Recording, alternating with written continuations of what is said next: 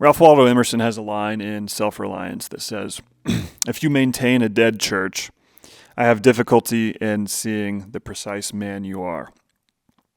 And what he's talking about here is, and it goes beyond just churches, but like just the whole thing of maintaining a tradition or a way of thought from the past just for the sake of it, and not like living in congruence with what you actually resonate with and like what you actually are drawn to exploring in your life.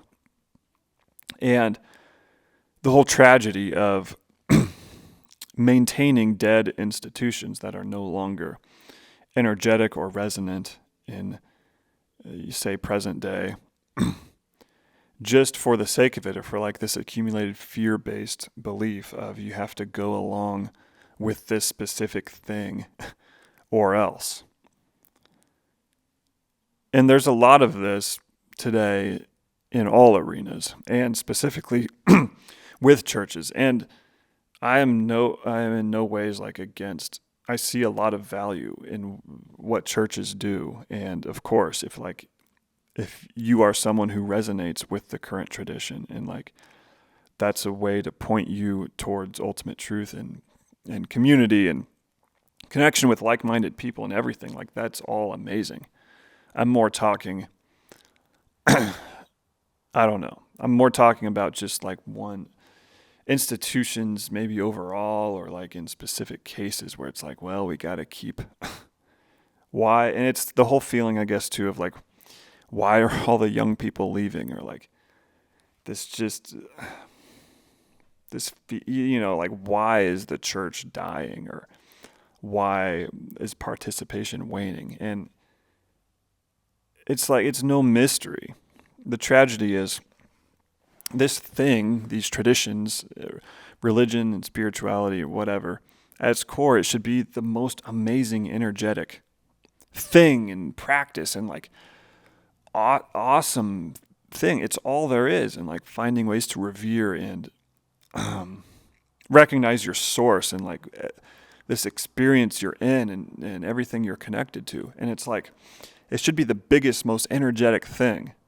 And in some, say dead churches or dying churches, that's not the experience people are having from the current tradition or ability to resonate with whatever forced beliefs or things that have kind of replaced maybe the original spirit and original point in some cases. And so that's a lot of it. It's like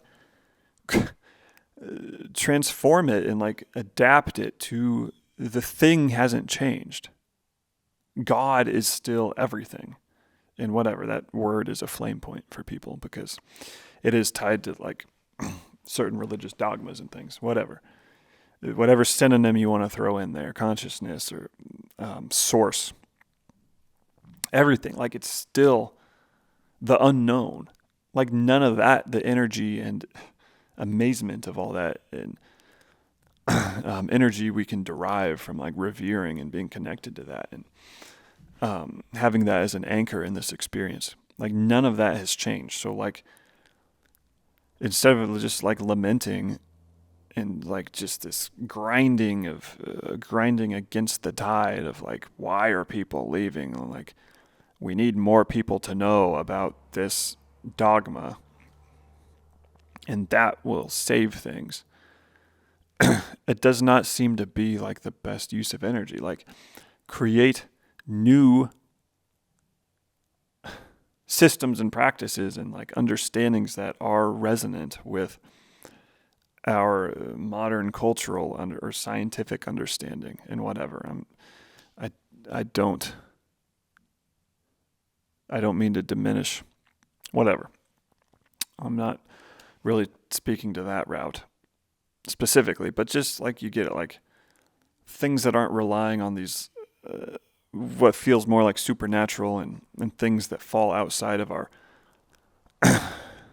just like not reducing the whole thing to some belief based in miracles, basically, and like what I see might be the actual power that's well beyond that and is the whole point in the first place. And like that's much more resonant and energetic and grander, and like so it's all so amazing beyond some things that things get reduced to. So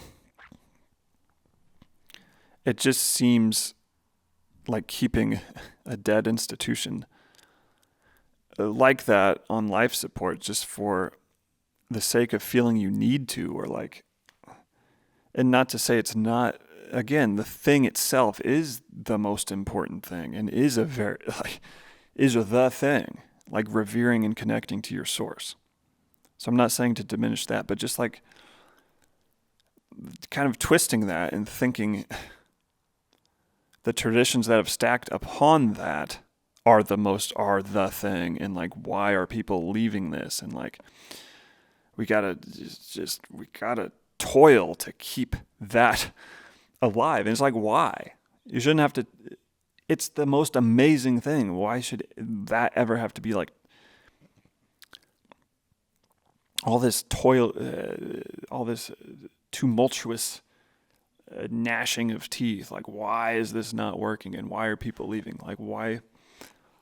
That's just a clue to like what, I don't know.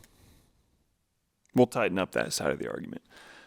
But that's the basic feeling. Like, what value is there in keeping a dead church, or really a dead institution of any sort, on life support, and like just maintaining it and going along with the way things have been just for the sake of it? Like, well, obviously can't have the church die, well, why?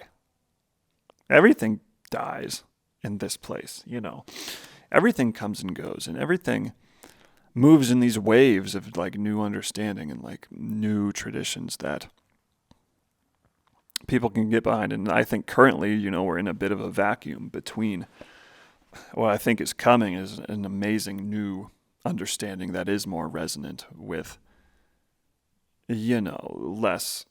more focused perhaps on like the real thing, and like less on specific forced supernatural beliefs.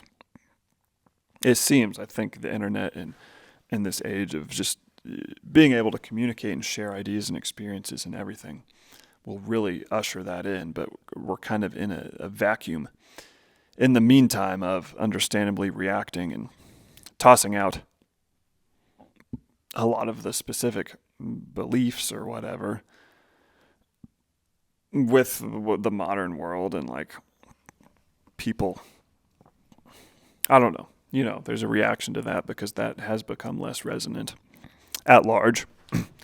And so we threw it kind of all out, which, whatever, I think we're realizing was a little premature, and like there's meaning structures at the core of some of these things, and like there's still aspects of it that were like the valuable part. So yeah, I think we'll get there, but it just seems like we need to be moving, letting dead things die because there's a reason they're dying. If the audience is never wrong, folks, like our spirit, our collective human spirit and species, like we're not wrong in that regard. Like that just isn't resonating at large. But we're still all drawn to the thing. How could we not be? It's like it's what we are, and it's our source. And like, just pretending we're all mistake arrangements of particles in a physical that all exploded from nothing. That is ultimately does not resonate with our intuition, and like, it just seems crazy to just have that worldview of ourselves as finite, contained consciousnesses that are the result of some physical process, and like we're just these magic animals that happen to be able to perceive the universe, and like that's definitely playing into this meaning crisis to some degree, and that is all just an unproven hypothesis, and like it seems like a destructive hypothesis to be presenting as fact, the whole materialism thing. So that's also for its own video. But I don't know. It's all good. A lot going on. A lot to be able to explore. And that's a lot of it. Like if you're maintaining a dead church, where has the exploration gone, And just not just like this fearful, what feels small sometimes of like, let's keep this thing afloat because we have to, because this is what it is. And like, it's fine. It's all good. It's so much bigger than any of our traditions can ever encapsulate. And it's our understanding in ways we can connect to this is always kind of changing. And so it's just finding the ways to relate that in like things that can actually connect people to that energy more. So I think that's where it's all headed. And it's just, I don't know. We'll leave it there. I think we covered it fine. So we'll see you next time.